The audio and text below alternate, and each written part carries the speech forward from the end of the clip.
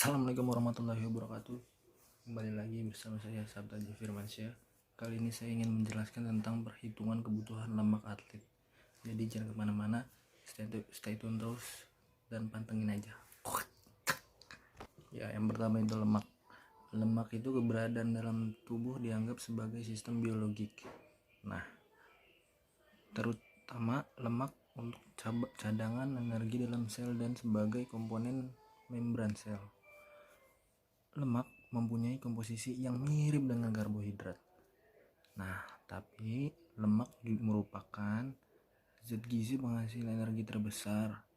Besarnya itu lebih 2 kali lipat dari karbohidrat.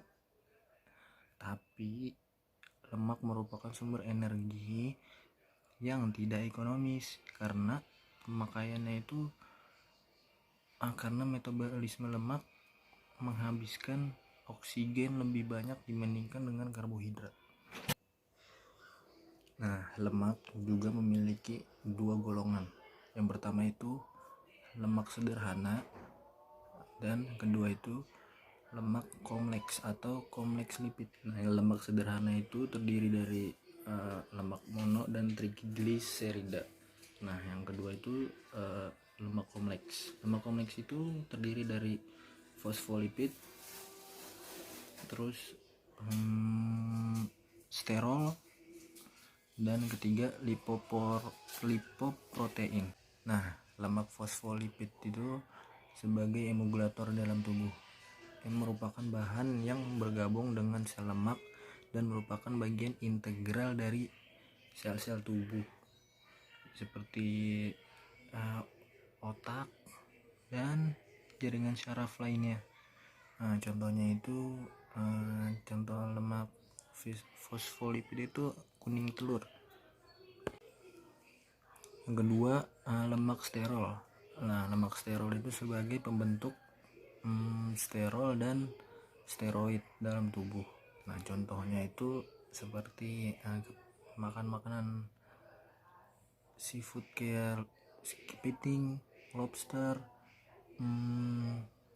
dan kuning telur. Nah, di dalam itu kandungannya memiliki lemak sterol. Yang ketiga itu ada lemak lipoprotein. Nah, terdiri dari HDL, LDL, dan VLDL. Itu merupakan transport fatty compound. Nah, fatty compound itu di dalam plasma darah membentuk gabungan dengan protein plasma yang dapat larut. Nah, sumbernya itu sumber makanan seperti daging dan susu. Jadi dalam kandungan daging dan susu itu memiliki kandungan lemak lipoprotein. Selanjutnya sumber lemak. Lemak itu terdiri dari 2 sumber. Yang pertama itu lemak nabati, yang kedua lemak hewani. Nah, lemak nabati itu mengandung asam lemak yang tidak jenuh atau tidak bertitik cair. Contohnya itu kayak kacang tanah, biji jagung, biji kapas, kelapa yang dari tumbuh-tumbuhan seperti itu dah. Nah, yang kedua itu lemak hewani. Lemak hewani itu lemak yang terdiri dari dalam hewan, makanan hewan gitu, mengandung asam lemak yang jenuh dan rantai karbon yang panjang. Contohnya itu seperti daging sapi, daging ayam, daging babi, daging kambing, telur. Nah, seperti itu. Nah, sumber lemak yang sehat itu ada 9 sebenarnya. Yang pertama itu salmon, alpukat, kuning telur, minyak zaitun, biji chia, ikan sarden, minyak kelapa, kacang-kacangan, dan selai kacang. Selanjutnya fungsi lemak dalam makanan secara umum. Nah, fungsinya itu pertama sebagai sumber energi. Yang kedua itu lemak dioksidasi dalam tubuh akan menghasilkan energi bagi aktivitas jaringan-jaringannya. Yang ketiga, pemasukan asam lemak esensial. Asam linolit berperan penting untuk metabolisme, kerja jantung, dan sebagai jaringan integrasi dalam otot. Nah, Yang keempat itu lemak mampu menambah selera makan kita. Yang kelima, vitamin yang larut dalam lemak dapat membantu penyerapan makanan tersebut. Selanjutnya, fungsi lemak dalam tubuh. Yang pertama itu tentunya sebagai cadangan energi dalam tubuh kita. Dia mampu jadi cadangan energi selain si karbohidrat dalam tubuh kita itu sendiri. Nah, yang kedua itu sebagai alat angkut vitamin larut lemak. Yang ketiga sebagai pelumas. Yang keempat menghemat protein dalam tubuh. Yang kelima pelindung organ. Yang keenam memelihara suhu tubuh kita. Dan yang ketujuh sumber asam lemak esensial linolit dan linoleat. Nah, yang selanjutnya itu permasalahan lemak di dalam tubuh. Nah, ini jika kita mengonsumsi jumlah lemak yang berlebih, maka akan menyebabkan hipertensi, penyakit jantung, dan diabetes mellitus. Nah, kalau lemak jenuh bertemu dengan kolesterol akan menyebabkan aterosklerosis. Selanjutnya memicu timbulnya stroke pada tubuh kita. Nah, yang selanjutnya itu jika lemak dikonsumsi secara berlebih, maka akan menyumbat jaringan adiposa kita dan kita akan mengalami obesitas.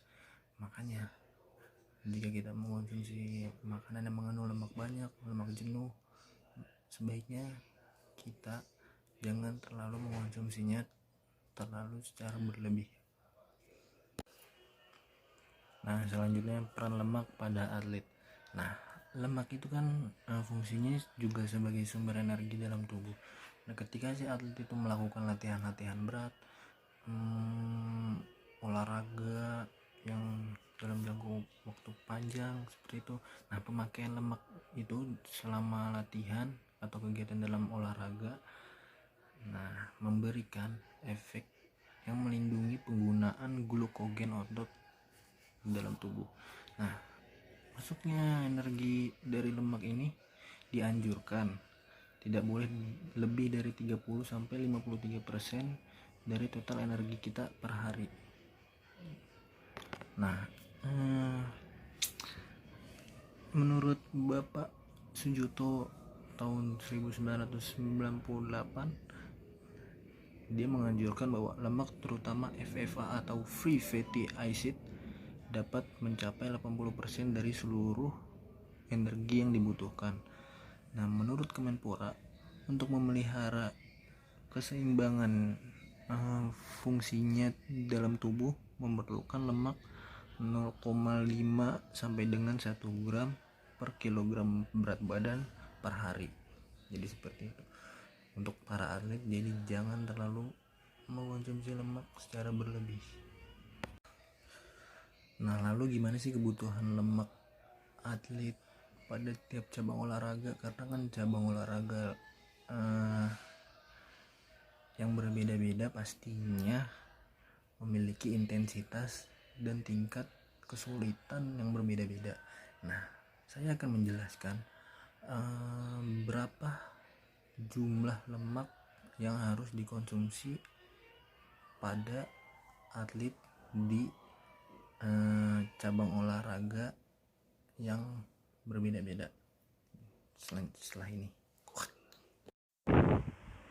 Ya, di sini dapat kita saksikan secara bersama kebutuhan lemak pada tiap cabang olahraga. Semuanya itu berbeda-beda. Setiap cabang olahraga harus mengonsumsi lemak yang berbeda-beda menurut sumber Safrizal dan Widya tahun 2009 nomor 31-32. Seperti senam dan skating harus mengonsumsi 1,7 sampai 1,9 lemak per kilogram berat badan. Lalu lari sprint dan lompat 1,8 sampai 2,0 lemak per kilogram berat badan dan seterusnya. Nah, bagaimana sih cara menghitung persentase lemak di dalam tubuh kita? Nah, yang pertama itu kita bisa menggunakan pita ukur pinggang. Yang kedua dengan jangka sorong. Yang ketiga dengan bioelectrical impedance. Yang keempat dengan cara indeks massa tubuh. Yang kelima dengan Deal Energy X-ray absorptivity atau DEXA. Dia itu kayak di scan gitu, kayak ronsen dalam tubuh kita gitu, tapi dia ini menghitung lemaknya. Yang keenam itu ada Near Infrared Interactance atau NRI. Ya, terima kasih sudah menyaksikan video saya. Jangan tunggu video-video selanjutnya karena sangat amat tidak penting. Terima kasih. Wassalamualaikum warahmatullahi wabarakatuh.